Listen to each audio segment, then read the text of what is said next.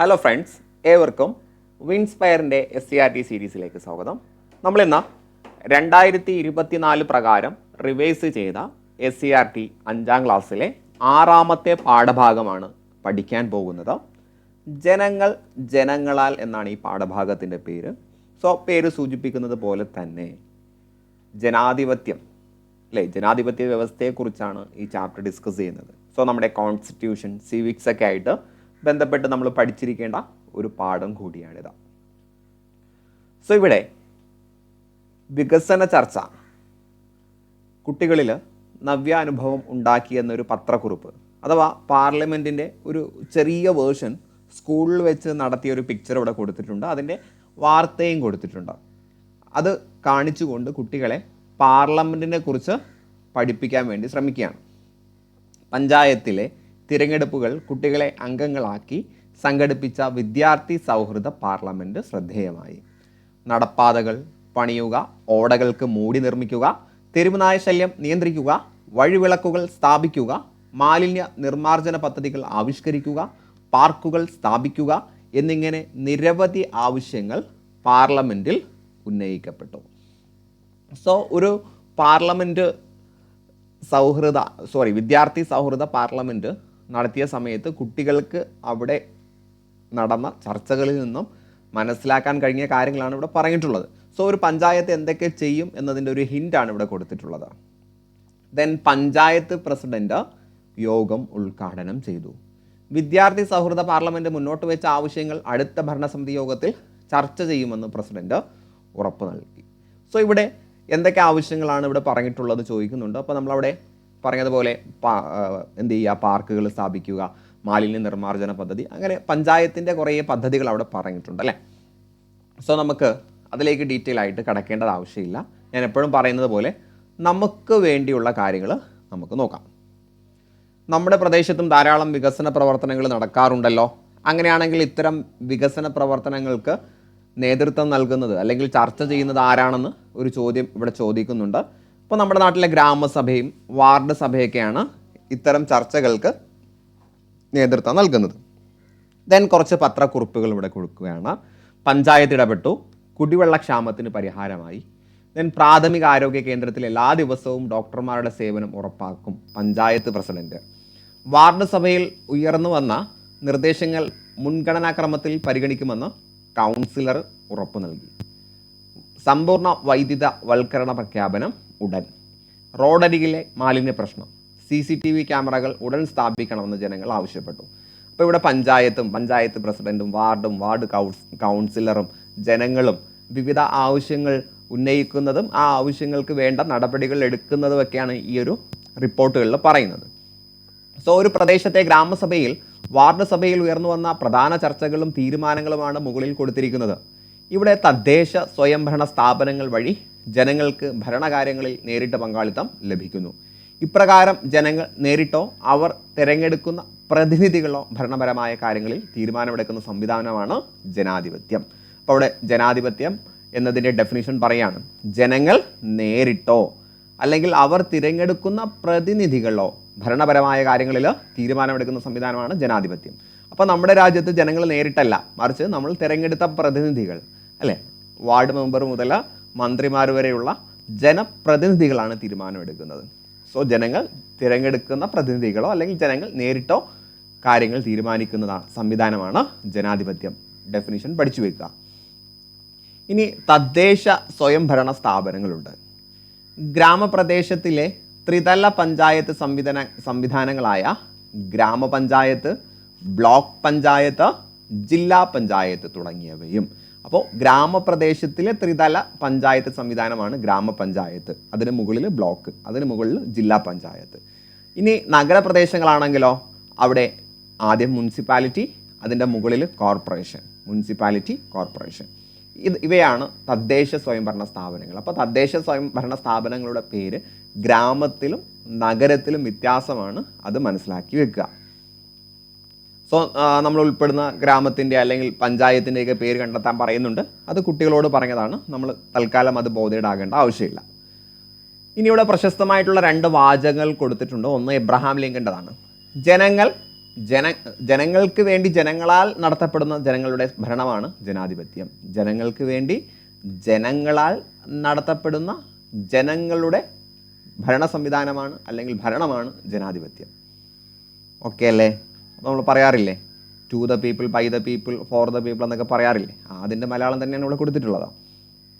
Then ജനാധിപത്യത്തെക്കുറിച്ചുള്ള എൻ്റെ സങ്കല്പം അതിന് കീഴിൽ ഏറ്റവും ദുർബലനും ശക്തനും തുല്യമായ അവസരം ഉണ്ടായിരിക്കണമെന്നതാണ്.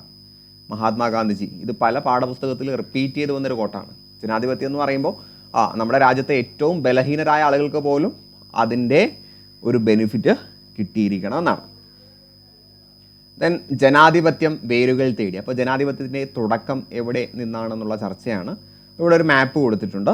ഇവിടെ എയും ബിയും അടയാളപ്പെടുത്തിയിട്ടുണ്ട് അല്ലേ? ഇവിടെ എ എന്ന് പറയുന്നത് ഏതൻസ് ആണ് കേട്ടോ. ഗ്രീസിലെ ഏതൻസ് ആണ്. ദെൻ ബിയിൽ കൊടുത്തിരിക്കുന്നത് ഇംഗ്ലണ്ടാണ്. അപ്പം എ ഏതൻസും ബി ഇംഗ്ലണ്ടും ആണ്. ഇവിടെ അടയാളപ്പെടുത്തിയിട്ടുണ്ട് കണ്ടില്ലേ? പിങ്ക് കളറുള്ള അല്ലെങ്കിൽ വയലറ്റ് കളർ ഗ്രീസാണ്. ആ ഗ്രീൻ പോലുള്ള കളർ UK ആണ് കേട്ടോ. ദെൻ ഈ ഒരു കോണ്ടിനെൻ്റ് എന്ന് പറയുന്നത് യൂറോപ്പാണ്. സോ എയും ബിയും മനസ്സിലായല്ലോ. എ ഏതൻസും ബി ഇംഗ്ലണ്ടും ആണ്. സോ എന്തുകൊണ്ട് ഈ ചിത്രം കൊടുത്തു എന്ന് ചോദിച്ചാൽ, പുരാതന ഗ്രീസിലെ ഏതൻസിലാണ് ജനാധിപത്യത്തിൻ്റെ ആദ്യ രൂപം ഉദയം ചെയ്തത്. അപ്പോൾ ജനാധിപത്യത്തിൻ്റെ ആദ്യ രൂപം ഉദയം ചെയ്തിട്ടുള്ളത് പണ്ടത്തെ ഗ്രീസിലെ ഏതൻസിലാണ്. പൊതുകാര്യങ്ങളിൽ തീരുമാനമെടുക്കുന്ന പ്രക്രിയയിൽ എല്ലാ വിഭാഗം ജനങ്ങളെയും പങ്കെടുപ്പിച്ചിരുന്നുവെങ്കിലും ജനാധിപത്യം എന്ന ആശയം സംഭാവന ചെയ്യുന്നതിൽ ഏതൻസ് പ്രധാന പങ്ക് വഹിച്ചിട്ടുണ്ട്. അപ്പോൾ അന്ന് എല്ലാ വിഭാഗം ജനങ്ങളെയും പങ്കെടുപ്പിച്ചിരുന്നില്ല. അഥവാ എല്ലാ ആളുകൾക്കും ആ ഒരു ഭരണ സംവിധാനത്തിൽ പങ്കാളിത്തം ഉണ്ടായിരുന്നില്ല. എന്നാലും ജനാധിപത്യം എന്ന ആശയം ഉടലെടുക്കാൻ വലിയൊരു പങ്ക് വഹിച്ചതാണ് ഏതൻസിലെ ജനാധിപത്യത്തിൻ്റെ ആദ്യ രൂപം. ഇന്ന് നിലവിലുള്ള ജനാധിപത്യ രീതിയുടെ തുടക്കം യുണൈറ്റഡ് കിങ്ഡത്തിൻ്റെ ഭാഗമായ ഇംഗ്ലണ്ടിലാണ്. അപ്പോൾ ഇന്ന് നിലനിൽക്കുന്ന ജനാധിപത്യ വ്യവസ്ഥയുടെ തുടക്കം ഇംഗ്ലണ്ടിലാണ്. ജനപ്രതിനിധികളുടെ ഭരണം, പാർലമെൻറ്റ് എന്നീ സംവിധാനങ്ങൾ രൂപം കൊണ്ടത് ഇംഗ്ലണ്ടിലാണ്. പഠിച്ചു വെക്കുക. ജനപ്രതിനിധികളുടെ ഭരണം, പാർലമെൻറ്റ് എന്നീ സംവിധാനങ്ങൾ രൂപം കൊണ്ടത് എവിടെയാണെന്ന് ചോദിക്കും. മറക്കരുത്, ഇംഗ്ലണ്ടാണ്. ഇനി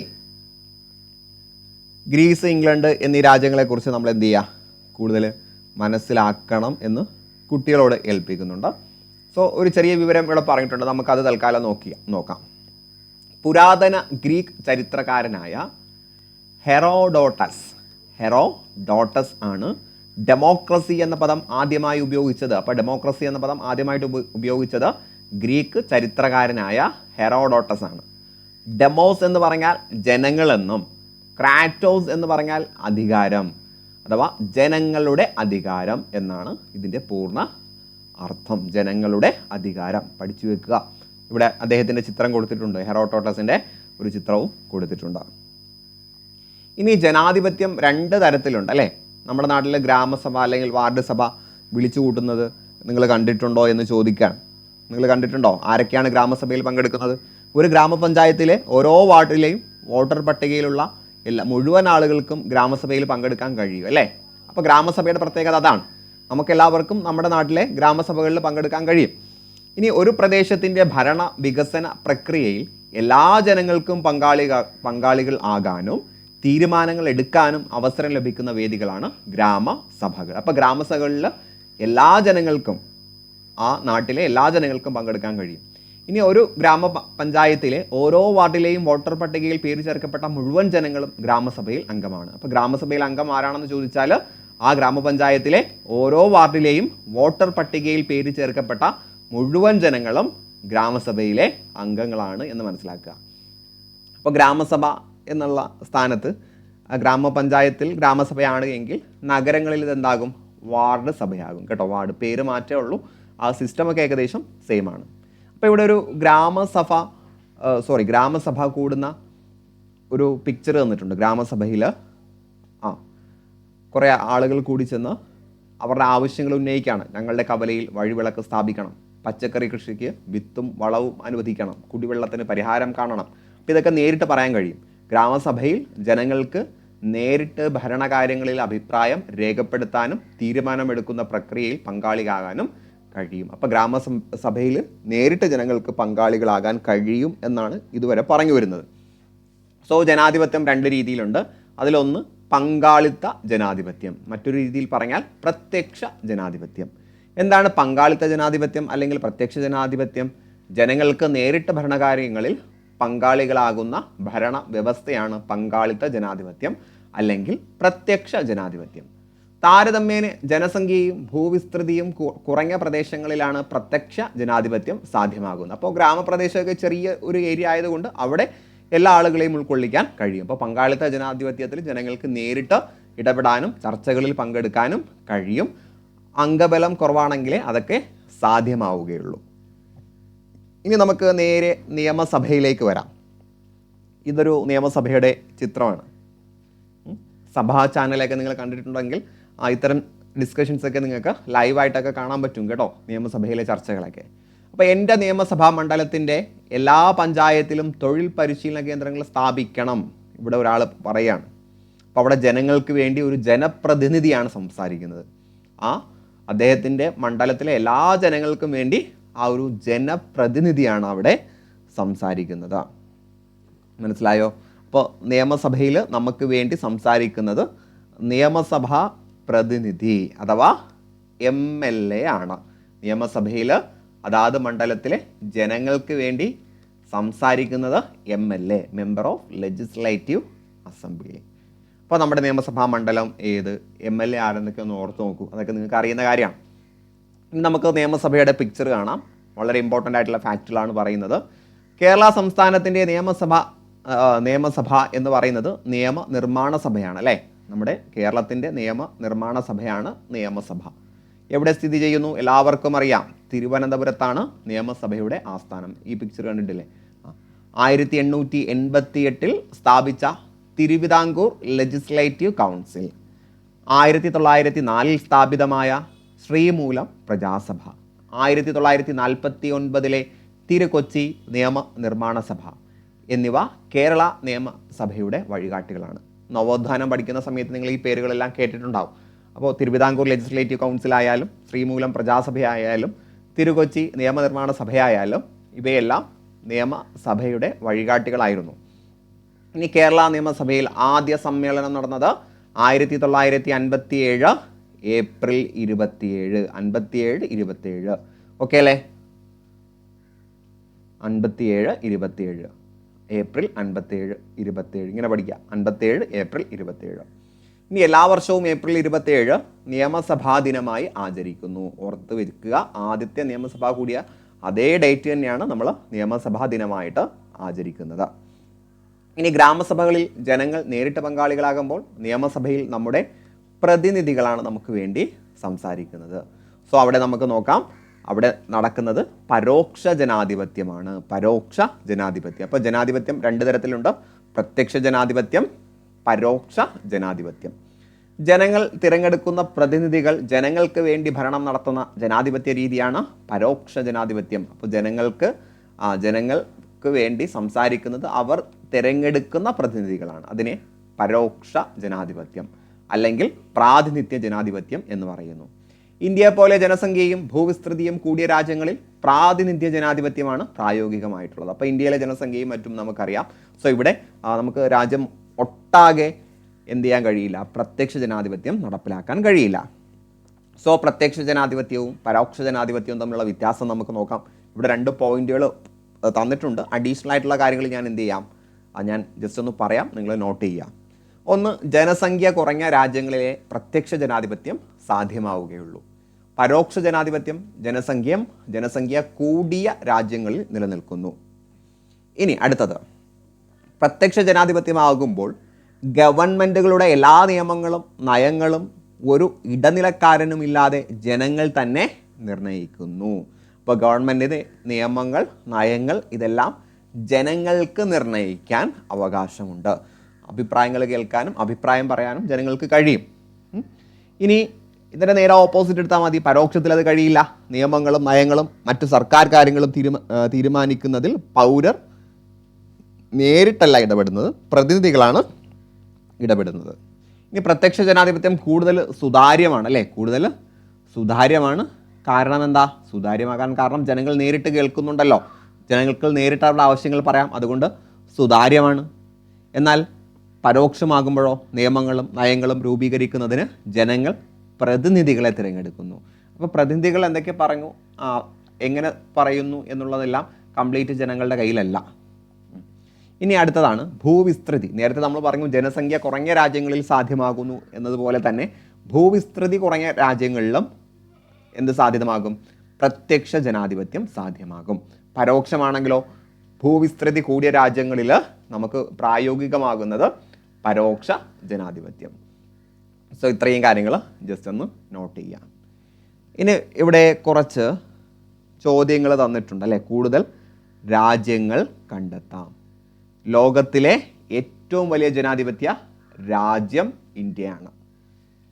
സൗദി അറേബ്യയിൽ പുതിയ രാജാവ് അധികാരമേറ്റു. അഫ്ഗാനിസ്ഥാനിൽ ജനാധിപത്യ ഭരണം അവസാനിച്ചു. സ്വിറ്റ്സർലാൻഡിൽ ഇപ്പോഴും പങ്കാളിത്ത ജനാധിപത്യം. അപ്പോൾ സ്വിറ്റ്സർലാൻഡിൽ ഇപ്പോഴും പങ്കാളിത്ത ജനാധിപത്യമാണ്. ദെൻ ഇന്ത്യയാണ് ലോകത്തിലെ ഏറ്റവും വലിയ ജനാധിപത്യ രാജ്യം. സൗദി അറേബ്യയിൽ രാജഭരണമാണ്. അഫ്ഗാനിസ്ഥാനിൽ ജനാധിപത്യ ഭരണമായിരുന്നു, അത് അവസാനിച്ചു. എന്നീ കാര്യങ്ങൾ നമുക്ക് ഇവിടെ നിന്ന് മനസ്സിലാക്കാൻ കഴിയുന്നു. ഓക്കെ അല്ലേ? സോ മുകളിൽ കൊടുത്തിരിക്കുന്ന തലക്കെട്ടുകളിൽ നിന്നും നമുക്ക് മനസ്സിലാക്കാൻ കഴിയുന്ന കുറേ കാര്യങ്ങളുണ്ട് അല്ലേ. കുറേ കാര്യങ്ങളുണ്ട്. ഒന്ന്, ജനാധിപത്യ സംവിധാനത്തിൽ ജനങ്ങൾക്ക് പരമമായിട്ടുള്ള അധികാരം ഉണ്ടാകും. പരമമായിട്ടുള്ള അധികാരമുണ്ട്. അതിലേക്ക് പോകുന്നതിന് മുമ്പ് പ്രത്യക്ഷ ജനാധിപത്യവും പരോക്ഷ ജനാധിപത്യമുള്ള രാജ്യങ്ങളുടെ പേര് ജസ്റ്റ് ഒന്ന് നോട്ട് ചെയ്യാം. ഞാൻ ആദ്യം പ്രത്യക്ഷ ജനാധിപത്യം ഉള്ള രാജ്യങ്ങളുടെ പേരുകൾ ജസ്റ്റ് ഒന്ന് പറയുകയാണ്. സോ ഞാൻ എപ്പോഴും പറയുന്നതാണ്, ഞാൻ നിങ്ങൾക്ക് ഇതിൻ്റെ നോട്ട് ടെലഗ്രാമിൽ തരാമെന്നുള്ളത്. നിങ്ങളത് ഡിമാൻഡ് ചെയ്യാത്തത് കൊണ്ടാണ് ഞാൻ അതൊന്നും ടെലഗ്രാമിൽ അപ്ഡേറ്റ് ചെയ്യാത്തത്. സോ നിങ്ങൾക്ക് നോട്ട്സ് വേണമെങ്കിൽ ദയവായിട്ട് കമൻറ്റ് ചെയ്യുക. കമൻറ്റ് ചെയ്താൽ ഞാൻ ഉറപ്പായിട്ടും ഈ നോട്ട്സ് എല്ലാം ടെലഗ്രാമിൽ തരുന്നതാണ്. ദെൻ പ്രത്യക്ഷ ജനാധിപത്യ രാജ്യങ്ങൾ സ്വിറ്റ്സർലാൻഡ്, ഉറുഗ്വ, ന്യൂസിലാൻഡ്, ലിച്ചൻസ്റ്റൈൻ. ഇതിത്രയും പ്രത്യക്ഷ ജനാധിപത്യ രാജ്യങ്ങളാണ്. ഇനി പരോക്ഷ ജനാധിപത്യ രാജ്യങ്ങൾ India, America, Germany, Canada, UK, Australia. ഇതൊക്കെ പരോക്ഷ ജനാധിപത്യ രാജ്യങ്ങളാണ്. മനസ്സിലായോ? സോ ഇനി നമുക്ക് ജനാധിപത്യത്തിൻ്റെ സവിശേഷതകളിലേക്ക് വരാം.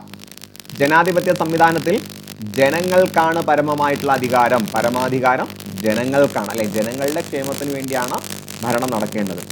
ദെൻ നിയമത്തിന് മുന്നിൽ എല്ലാവർക്കും തുല്യത ഉറപ്പുവരുത്തുന്ന നിയമവാഴ്ച.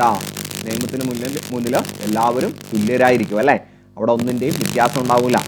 സ്വാതന്ത്ര്യവും നീതിപൂർവവുമായ തിരഞ്ഞെടുപ്പ്. നമുക്ക് നമ്മുടെ നേതാക്കന്മാരെ, ജനപ്രതിനിധികളെ സ്വയം തിരഞ്ഞെടുക്കാം. നീതിപൂർവമായിട്ടുള്ള തിരഞ്ഞെടുപ്പായിരിക്കണം. ദെൻ ജനങ്ങളെയും ഭരണകൂടത്തെയും തമ്മിൽ ബന്ധിപ്പിക്കാൻ സഹായിക്കുന്ന സ്വതന്ത്ര വാർത്താമാധ്യമങ്ങൾ. ഇപ്പോൾ നമ്മുടെ രാജ്യത്തിൻ്റെ 4th എസ്റ്റേറ്റ് അല്ലെങ്കിൽ വളരെ നെടും തൂണായിട്ട് വർത്തിക്കേണ്ട കാര്യങ്ങളാണ് വാർത്താമാധ്യമങ്ങൾ അല്ലേ. വിവരങ്ങൾ ജനങ്ങളെ അറിയിക്കാനും ജനങ്ങളുടെ വോയിസ് ആയിട്ട് ചെയ്യേണ്ട ഒരു ഗ്രൂപ്പാണ് വാർത്താ മാധ്യമങ്ങൾ. ദെൻ ഗവൺമെൻറ്റിനെ വിമർശനങ്ങളിലൂടെ മെച്ചപ്പെടുത്താൻ സഹായിക്കുന്ന പ്രതിപക്ഷം. ജനാധിപത്യത്തിൽ ഒരു പ്രതിപക്ഷം ഉണ്ടാവും. അവർ ചെയ്യുന്നത്, ഗവൺമെൻറ് ചെയ്യുന്ന കാര്യങ്ങളെ വിമർശിക്കുന്നു. എന്തിനാണ് വിമർശിക്കുന്നത്? ഗവൺമെൻറ് നല്ല നല്ല തീരുമാനങ്ങളിലേക്ക് എത്തുന്നതിന് വേണ്ടിയാണ്. ദെൻ സ്വാതന്ത്ര്യവും നിഷ്പക്ഷവുമായ നീതിന്യായ വ്യവസ്ഥ. അപ്പോൾ നീതിന്യായ വ്യവസ്ഥ അഥവാ ജുഡീഷ്യറി നമ്മുടെ ലെജിസ്ലേറ്റീവ് നിയമസഭയിൽ നിന്നും ഇൻഡിപെൻഡൻ്റ് ആയിട്ടുള്ള ഒരു ബോഡി ആയിരിക്കും. കാരണം ആർക്കും അതിനെ സ്വാധീനം ചെലുത്താൻ കഴിയില്ല. തികച്ചും സ്വതന്ത്രമായിട്ടത് പ്രവർത്തിക്കുന്നു. സോ ഇത്രയും ജനാധിപത്യത്തിൻ്റെ സവിശേഷതയാണ്. കൃത്യമായിട്ട് പഠിച്ചു വെക്കുക. ഇതിനടുത്ത് നമുക്ക് തിരഞ്ഞെടുപ്പിലേക്ക് വരാം. കാരണം നമ്മുടെ ജനപ്രതിനിധികളെ നമ്മൾ തിരഞ്ഞെടുക്കുന്നു എന്നാണ് പറഞ്ഞത്. അപ്പോൾ തിരഞ്ഞെടുപ്പിലൂടെ ഇവിടെ വോട്ടേഴ്സ് മെഷീനും മറ്റു കാര്യങ്ങളൊക്കെ കൊടുത്തിട്ടുണ്ടല്ലേ.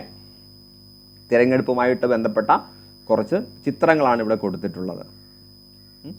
അപ്പോൾ നിങ്ങൾ വോട്ട് ചെയ്തിട്ടുണ്ടോ എന്നൊക്കെ കാര്യങ്ങൾ ചോദിക്കുകയാണ്. അപ്പോൾ കുട്ടികൾക്ക് എന്ത് ചെയ്യാൻ കഴിയില്ല? വോട്ട് ചെയ്യാൻ കഴിയില്ല. എന്തുകൊണ്ടാണ് കുട്ടികൾക്ക് വോട്ട് ചെയ്യാൻ കഴിയാത്തത്? കാരണം പ്രായപൂർത്തിയായിട്ടില്ല. അപ്പോൾ ഇന്ത്യയിൽ സാർവത്രിക പ്രായപൂർത്തി വോട്ടവകാശമാണ് ഉള്ളത്. സാർവത്രിക പ്രായപൂർത്തി വോട്ടവകാശം. യാതൊരു വിവേചനങ്ങളില്ലാതെ നിശ്ചിത പ്രായം പൂർത്തിയായ എല്ലാവർക്കും തിരഞ്ഞെടുപ്പിൽ വോട്ട് ചെയ്യാനുള്ള അവകാശത്തെയാണ് സാർവത്രിക പ്രായപൂർത്തി വോട്ടവകാശം എന്ന് പറയുന്നത്. അപ്പോൾ ഒരു വിവേചനവുമില്ലാതെ നിശ്ചിത പ്രായം അഥവാ 18 വയസ്സ് പൂർത്തിയായി കഴിഞ്ഞാൽ എല്ലാവർക്കും വോട്ട് ചെയ്യാൻ കഴിയും. ഇതിനെയാണ് പ്രായപൂർത്തി വോട്ടവകാശം, സാർവത്രിക പ്രായപൂർത്തി വോട്ടവകാശം എന്ന് പറയുന്നത്. 1989 വരെ ഇന്ത്യയിൽ വോട്ടവകാശത്തിനുള്ള പ്രായം 21 ദെൻ അത് പിന്നീട് എന്താക്കി 18 വയസ്സാക്കി. 89 വരെ 21 നിലവിൽ 18 വയസ്സാണ്. ദെൻ എന്താണ് സാർവത്രിക വോട്ടവകാശം എന്ന് മനസ്സിലായല്ലോ. ഇനി തിരഞ്ഞെടുപ്പിന് വിവിധ ഘട്ടങ്ങളുണ്ട്. അപ്പോൾ സ്കൂളിൽ നമ്മൾ തിരഞ്ഞെടുപ്പ് നടത്തുന്നത് എങ്ങനെയാണെന്ന് പറഞ്ഞുകൊണ്ട് കുട്ടികളെ വിഷയത്തിലേക്ക് കൊണ്ടുവരികയാണ്. അതിനാണ് സ്കൂൾ പാർലമെൻറ്റിൻ്റെ മാതൃക പറഞ്ഞത്. അപ്പോൾ ഇവിടെ ഒന്ന് മനസ്സിലാക്കുക. ആദ്യം നാമനിർദ്ദേശ പത്രിക സമർപ്പിക്കുക. ദെൻ നാമനിർദ്ദേശക പത്രിക എന്ത് ചെയ്യും? സൂക്ഷ്മമായിട്ട് പരിശോധിക്കും. ദെൻ നമുക്ക് ഈ ഒരു നാമനിർദ്ദേശ പത്രിക എന്ന് പറഞ്ഞാൽ നോമിനേഷനാണ്. അത് പിൻവലിക്കാനുള്ള ഒരു സമയം ഉണ്ടാവും. അതിനുശേഷം സ്ഥാനാർത്ഥികളുടെ അന്തിമ ലിസ്റ്റ് പ്രസിദ്ധീകരിക്കും. പിന്നെ വോട്ടെടുപ്പ് തീയതി പ്രഖ്യാപിക്കുന്നു, വോട്ട് നടക്കുന്നു, പിന്നെ വോട്ടെണ്ണൽ, ഫലപ്രഖ്യാപനം, ദെൻ പാർലമെൻറ്റ് വരുന്നു, ആദ്യ യോഗം നടക്കുന്നു. ഇതുപോലെ തന്നെയാണ് ഏകദേശം നമ്മുടെ രാജ്യത്തിൻ്റെ തിരഞ്ഞെടുപ്പ് നടക്കുന്നത്. നമ്മുടെ രാജ്യത്ത് തിരഞ്ഞെടുപ്പുകളും ഇതേപോലുള്ള ഘട്ടങ്ങളിലാണ് പോകുന്നത് ഏകദേശം. അപ്പോൾ തിരഞ്ഞെടുപ്പിൻ്റെ വിവിധ ഘട്ടങ്ങൾ. ആദ്യം തിരഞ്ഞെടുപ്പ് ഉദ്യോഗസ്ഥരെ നിയമിക്കുന്നു. ദെൻ തിരഞ്ഞെടുപ്പ് വിജ്ഞാപനം വരുന്നു. നോട്ടിഫിക്കേഷൻ വരുന്നു. ദെൻ സ്ഥാനാർത്ഥികൾക്ക് നാമനിർദ്ദേശ പത്രിക നോമിനേഷൻ സമർപ്പിക്കാനുള്ള ഡേറ്റ് വരുന്നു. ദെൻ പത്രിക സൂക്ഷ്മമായിട്ട് പരിശോധിക്കുന്നു. വേണമെങ്കിൽ നാമനിർദ്ദേശ പത്രിക പിൻവലിക്കാനുള്ള അവസരം നൽകുന്നു. പിന്നെ ഇലക്ഷൻ പ്രചരണം, തിരഞ്ഞെടുപ്പ് പ്രചരണം, വോട്ടെടുപ്പ്, വോട്ടെണ്ണലും ഫലപ്രഖ്യാപനവും നമുക്ക് വളരെ ഈസി ആയിട്ട് ചിന്തിക്കാവുന്ന കാര്യങ്ങളാണ്. കാരണം നമ്മൾ ചുറ്റും കാണുന്നതാണ് അല്ലേ. സോ എന്തിനാണ് ഈ തിരഞ്ഞെടുപ്പുകൾ എന്നൊരു ചോദ്യം വരുന്നുണ്ട്. എന്തുകൊണ്ട് തിരഞ്ഞെടുപ്പ്? ജനാധിപത്യ സമ്പ്രദായത്തിൽ ഭരണാധികാരികളെ തിരഞ്ഞെടുക്കുന്ന പ്രക്രിയയാണ് തിരഞ്ഞെടുപ്പ്. ഇതിന് പുറമെ മറ്റ് ചില ധർമ്മങ്ങൾ കൂടി തിരഞ്ഞെടുപ്പിനുണ്ട്. തിരഞ്ഞെടുപ്പ് എന്തിന് എന്ന് ചോദിച്ചാൽ, തിരഞ്ഞെടുപ്പ് ഉണ്ട് എങ്കിലേ ഗവൺമെൻറ്റിനെ രൂപീകരിക്കാൻ കഴിയൂ. എല്ലാവർക്കും പ്രാതിനിധ്യം നൽകുന്നു അല്ലേ. എല്ലാവർക്കും പ്രാതിനിധ്യം അഥവാ എല്ലാ കാറ്റഗറീസിനെയും എല്ലാ ജനങ്ങളുടെയും ശബ്ദത്തെയും ഉൾക്കൊള്ളിക്കുന്ന രീതിയിലുള്ള ജനപ്രതിനിധികൾക്ക് അവിടെ പ്രാതിനിധ്യം നൽകുന്നു. ദെൻ ഭരണകർത്താക്കളെ വളർത്തിയെടുക്കുന്നു. ഈ ഇലക്ഷനും മറ്റു കാര്യങ്ങളും ഉള്ളതുകൊണ്ടാണ് ജനങ്ങളുടെ ക്ഷേമത്തിന് വേണ്ടി പ്രവർത്തിക്കുന്നതിന് വേണ്ടിയുള്ള ഒരു ഊർജ്ജം കൂടി കിട്ടുന്നത് അല്ലേ. അല്ലാതെ ആർക്ക് നേതാവാകാൻ കഴിയുമെങ്കിൽ ജനങ്ങളുടെ താല്പര്യത്തെക്കുറിച്ചുള്ള ചിന്ത ഭരണകർത്താക്കൾക്ക് നഷ്ടമാകും. ദെൻ ജനാധിപത്യം ശക്തിപ്പെടുത്തുന്നു. വോട്ടർമാരെ ബോധവൽക്കരിക്കുന്നു അല്ലെ. വോട്ടിംഗ് എന്ന് പറയുന്നത് നമ്മുടെ കടമയാണ് അല്ലേ. നമ്മൾ രാജ്യത്തോട് ചെയ്യേണ്ട ഒരു പൗരധർമ്മമാണ്. ദെൻ തിരഞ്ഞെടുപ്പിൻ്റെ വിവിധ ധർമ്മങ്ങളെക്കുറിച്ച് നമുക്ക് മനസ്സിലായി. ഇനി തിരഞ്ഞെടുപ്പ് നടത്തുന്നതിന് വേണ്ടി ഉദ്യോഗസ്ഥരെ നിയമിക്കണമെന്ന് പറഞ്ഞല്ലോ. അപ്പോൾ ഈ തിരഞ്ഞെടുപ്പ് നടത്തുക തിരഞ്ഞെടുപ്പ് കമ്മീഷനാണ്. കേന്ദ്ര തിരഞ്ഞെടുപ്പ് കമ്മീഷൻ. രാഷ്ട്രപതി, ഉപരാഷ്ട്രപതി എന്നീ പദവികളിലേക്കും പാർലമെൻറ്റ്, സംസ്ഥാന നിയമസഭകൾ എന്നിവിടങ്ങളിലേക്കും സ്വതന്ത്രവും നീതിപൂർവകവുമായ തിരഞ്ഞെടുപ്പ് നടക്കുകയാണ് തിരഞ്ഞെടുപ്പ് കമ്മീഷൻ്റെ ചുമതല. അപ്പോൾ തിരഞ്ഞെടുപ്പ് കമ്മീഷനാണ് രാഷ്ട്രപതി, ഉപരാഷ്ട്രപതി, അതേപോലെ പാർലമെൻറ്റ്, സംസ്ഥാന നിയമസഭ എന്നിവിടങ്ങളിൽ ജനപ്രതിനിധികളെ തിരഞ്ഞെടുക്കുന്നതിന് വേണ്ടിയുള്ള തിരഞ്ഞെടുപ്പ് നടത്താനുള്ള ചുമതല. ഇതൊരു 3 അംഗമുള്ള തിരഞ്ഞെടുപ്പ് കമ്മീഷനാണ്. അപ്പോൾ 3 അംഗങ്ങളെ എന്തിലുണ്ടാകും? തിരഞ്ഞെടുപ്പ് കമ്മീഷനിലുണ്ടാവും. മുൻവർഷ ചോദ്യമാണ്. അപ്പോൾ മുഖ്യ തിരഞ്ഞെടുപ്പ് കമ്മീഷണർ, ചീഫ് ഇലക്ഷൻ കമ്മീഷണർ ഉൾപ്പെടെ 3 പേരുണ്ടാവും. ഇവരെ നിയമിക്കുന്നത് ആരെയാണ്? ഇവരെ നിയമിക്കുന്നത് രാഷ്ട്രപതിയാണ്. അപ്പോൾ രാഷ്ട്രപതിയാണ് ഇലക്ഷൻ കമ്മീഷണേഴ്സിനെ തിരഞ്ഞെടുക്കുന്നത്. ഓക്കെ അല്ലേ? ദെൻ അടുത്തൊരു പോയിന്റിലേക്ക് വരാം. ജനാധിപത്യം ഒരു ജീവിതക്രമം. അപ്പോൾ ജനാധിപത്യം എന്ന് പറയുന്നത് രാഷ്ട്രീയ കാര്യങ്ങൾ മാത്രമല്ല, നമ്മുടെ ജീവിതത്തിലുടനീളം വേണ്ടതാണ്. ഇവിടെ കണ്ടില്ലേ, ഈ ക്രിസ്മസ് അവധിക്ക് നമുക്ക് യാത്ര പോകാമല്ലോ. എവിടെ പോകാം? എറണാകുളത്ത് പോകാം, മൂന്നാറിൽ പോകാം. എനിക്ക് മൂന്നാറിൽ പോകണം, ഞാൻ റെഡിയാണെന്നൊക്കെ ഇവിടെ പറയുന്നുണ്ട്. അഥവാ നമുക്ക് ഇഷ്ടമുള്ള സ്ഥലത്ത് നമുക്ക് എന്ത് ചെയ്യാൻ കഴിയുന്നു? സഞ്ചരിക്കാൻ കഴിയുന്നു അല്ലേ. സഞ്ചരിക്കാൻ കഴിയുന്നു. മാത്രമല്ല ഇവിടെ പറയാൻ ഉദ്ദേശിക്കുന്നത് അതല്ല, ഇവിടെ ഒരു ട്രിപ്പിന് പോകാനുള്ള ചർച്ച നടക്കുകയാണ്. അപ്പോൾ അച്ഛൻ എന്ത് ചെയ്യുന്നില്ല, അല്ലെങ്കിൽ അമ്മ എന്ത് ചെയ്യുന്നില്ല, തീരുമാനം എടുക്കുന്നില്ല. എല്ലാവരുടെയും അഭിപ്രായം കേട്ടിട്ട് നമുക്ക് എന്ത് ചെയ്യാൻ, നമുക്ക് ഇഷ്ടമുള്ളിടത്ത് പോകാം. മൂന്നാറാണ് ഇപ്പോൾ എല്ലാവർക്കും ഇഷ്ടം. അപ്പോൾ അങ്ങനെ തീരുമാനമെടുത്തു. അപ്പോൾ എല്ലാവരുടെയും അഭിപ്രായങ്ങൾ പരിഗണിച്ചുകൊണ്ടുള്ള തീരുമാനങ്ങൾ എടുക്കുമ്പോഴാണ് ജനാധിപത്യം ഉണ്ടാകുന്നത്. അപ്പോൾ ഇത് നമ്മുടെ രാഷ്ട്രത്തിൽ എന്നതുപോലെ നമ്മുടെ വീട്ടിലും ഉണ്ടായിരിക്കണം. വീട്ടിലൊരു തീരുമാനം എടുക്കുന്ന സമയത്ത് എല്ലാവരുടെയും അഭിപ്രായം പരിഗണിക്കണം. ഇനി സ്കൂളിലേക്ക് വരുന്ന സമയത്ത് കണ്ടോ, സ്കൂളിലൊരു ട്രിപ്പ് പോവുകയാണ്. അപ്പോൾ ടീച്ചർ ചോദിക്കുകയാണ് എവിടെയാണ് പോകേണ്ടത്. ഇപ്പോൾ കുട്ടികളെ Thekkady, museum, water theme park എന്നൊക്കെ പറയുന്നുണ്ട്. അപ്പോൾ നമുക്ക് ഇവിടെ എല്ലാം കൂടി ഉൾക്കൊള്ളിച്ചുകൊണ്ട് ഒരു യാത്ര നടത്താം എന്ന് ടീച്ചർ പറഞ്ഞു. അപ്പോൾ എല്ലാവരുടെയും അഭിപ്രായത്തെ അവിടെ മാനിച്ചു. അപ്പോൾ നമുക്ക് സ്കൂളിലും വീട്ടിലും എല്ലാം പാലിക്കേണ്ട ഒന്നാണ് ജനാധിപത്യം. അപ്പോൾ കുട്ടികളുടെ അഭിപ്രായങ്ങളും താല്പര്യങ്ങളും പരിഗണിക്കുന്നതിനോടൊപ്പം അവർക്ക് അവസര സമത്വവും തുല്യതയും ഉറപ്പുവരുത്തുമ്പോഴാണ് വിദ്യാലയങ്ങളിൽ ജനാധിപത്യം ഉറപ്പാക്കുന്നത്. വിദ്യാലയങ്ങളിൽ മാത്രമല്ല, പൊതു ഇടങ്ങളിലും ജനാധിപത്യം വേണം. ഇതിൽ ആദ്യത്തെ പിക്ചർ നമുക്ക് വളരെ റിലേറ്റഡ് ആണ് അല്ലേ. എല്ലാവരും ബസ്സിലിരിക്കുന്ന സമയത്ത് ഒരാൾ ഉറക്കെ സംസാരിക്കുകയാണ്, ബാക്കിയുള്ളവർക്ക് അത് ബുദ്ധിമുട്ടാണ് അല്ലേ. അയാൾ എന്ത് ചെയ്യുന്നില്ല, മറ്റുള്ളവരുടെ അവസ്ഥ നോക്കുന്നില്ല. അതേപോലെ സീബ്ര ക്രോസിലൂടെ കുട്ടികൾ പോകുന്നു, വാഹനങ്ങൾ അവിടെ നിർത്തിയിട്ടിരിക്കുകയാണ് അല്ലേ. ദെൻ ഡസ്റ്റ്ബിന്നിലേക്ക് ഒരാൾ ചവറിടുന്നു, മറ്റൊരാൾ റോഡിലേക്ക് ചവറിടുന്നു. അപ്പോൾ ഇവിടെയെല്ലാം ജനാധിപത്യ രീതി പാലിക്കുന്ന ഒരാളാണ് ചവറുകൾ കൃത്യമായിട്ട് ഡസ്റ്റ്ബിന്നിലിടുന്നത്. അതിനെക്കുറിച്ച് ഒരു ചിന്തയില്ലാത്ത ആളാണ് ആ റോഡിൽ കൊണ്ടത് ഇടുന്നത് അല്ലേ. സോ പൊതു ഇടങ്ങൾ വൃത്തിയായി സൂക്ഷിക്കുക, മറ്റുള്ളവരുടെ താല്പര്യങ്ങൾ മാനിക്കുക, പൊതു നിയമങ്ങൾ അനുസരിക്കുക, ഇതെല്ലാം ജനാധിപത്യ ജീവിതക്രമത്തിന് അനിവാര്യമാണ്. അപ്പോൾ നമുക്ക് മറ്റുള്ളവരുടെ തീരുമാനങ്ങൾ കൂടി നമ്മൾ മാനിക്കുക എന്നുള്ളത് ജനാധിപത്യ തീരുമാനത്തിന് വളരെയധികം വേണ്ട ഒരു സംഗതിയാണ്. ഇനി താഴെ ഒരു ചെക്ക് ലിസ്റ്റ് കൊടുത്തിട്ടുണ്ട്. ജനാധിപത്യ ജീവിതക്രമം നാം പിന്തുടരുന്നുണ്ടോ എന്ന് ചെക്ക് ചെയ്യാൻ വേണ്ടി ഒരു ചെക്ക് ലിസ്റ്റ്. അപ്പോൾ ജസ്റ്റ് ഒന്ന് പെട്ടെന്ന് വായിച്ചു വിടാം. വീട്ടിലെ പ്രധാന തീരുമാനങ്ങൾ എടുക്കുമ്പോൾ എൻ്റെ അഭിപ്രായം പരിഗണിക്കാറുണ്ട്. അപ്പോൾ നമുക്ക് ഉണ്ട് എന്നുള്ളതാണ് ജനാധിപത്യ രീതി അല്ലേ. പൊതുസ്ഥലങ്ങളും പൊതുവാഹനങ്ങളും വൃത്തിയായി സൂക്ഷിക്കണം അല്ലേ, സൂക്ഷിക്കണം. സ്കൂളിൽ നിന്ന് പഠനയാത്രയ്ക്ക് പോകേണ്ട സ്ഥലങ്ങൾ തീരുമാനിക്കുമ്പോൾ അഭിപ്രായം പറയാറുണ്ട്. യാത്ര ചെയ്യുമ്പോൾ സഹയാത്രികർക്ക് ബുദ്ധിമുട്ടുണ്ടാകുന്ന രീതിയിൽ പെരുമാറില്ല അല്ലേ. ഗതാഗത നിയമങ്ങൾ പാലിക്കാറുണ്ട്. ഇഷ്ടമുള്ള വിഷയങ്ങൾ പഠിക്കാൻ സ്വാതന്ത്ര്യമുണ്ട്. പൊതു സ്ഥലങ്ങളിൽ മാലിന്യം വലിച്ചെറിയാറില്ല. അപ്പോൾ ഇത്തരം കാര്യങ്ങളൊക്കെ നമ്മൾ ശ്രദ്ധിക്കുക. അപ്പോൾ ഭരണാധികാരികളെ തിരഞ്ഞെടുക്കുന്നതിനും അപ്പുറം നമ്മുടെ ജീവിതത്തിൻ്റെ എല്ലാ തലങ്ങളിലും ജനാധിപത്യം പുലർത്തേണ്ടതുണ്ട്. ആഹാരം, വസ്ത്രം, തൊഴിൽ എന്നിവ തിരഞ്ഞെടുക്കാനുള്ള സ്വാതന്ത്ര്യവും അഭിപ്രായങ്ങൾ തുറന്നു പറയാൻ കഴിയുന്ന സാഹചര്യവും ജനാധിപത്യ സമൂഹത്തിൻ്റെ സവിശേഷതകളാണ്. കൂടാതെ തുല്യ പദവി, തുല്യ അവസരം, വിഭവങ്ങൾക്ക് മേലുള്ള തുല്യമായ അവകാശം എന്നീ സാഹചര്യങ്ങൾ കൂടി അനുഭവവേദ്യമാകുമ്പോഴാണ് ജനാധിപത്യം അർത്ഥപൂർണ്ണമാകുന്നത്. സോ ഡിയർ ഫ്രണ്ട്സ്, നമ്മൾ ആ ഒരു ക്ലാസ് വൈൻഡപ്പ് ചെയ്യാൻ സമയമായിട്ടുണ്ട്. അപ്പോൾ നിങ്ങൾ നന്നായിട്ട് പഠിക്കുക. നമ്മുടെ വിൻസ്പയർ എന്ന ഈ ചെറിയ ചാനലിനെ നിങ്ങൾ സപ്പോർട്ട് ചെയ്യുക. നിങ്ങൾക്ക് വീണ്ടും ക്വാളിറ്റിയുള്ള ക്ലാസ്സുകൾ കിട്ടണമെങ്കിൽ നിങ്ങളുടെ സപ്പോർട്ട് വളരെയധികം അഭികാമ്യമാണ്. സോ ഞാൻ കൂടുതൽ ദീർഘിപ്പിക്കുന്നില്ല. എല്ലാവർക്കും വിജയാശംസകൾ നേർന്നുകൊണ്ട് ഞാൻ അവസാനിപ്പിക്കുന്നു. നന്ദി.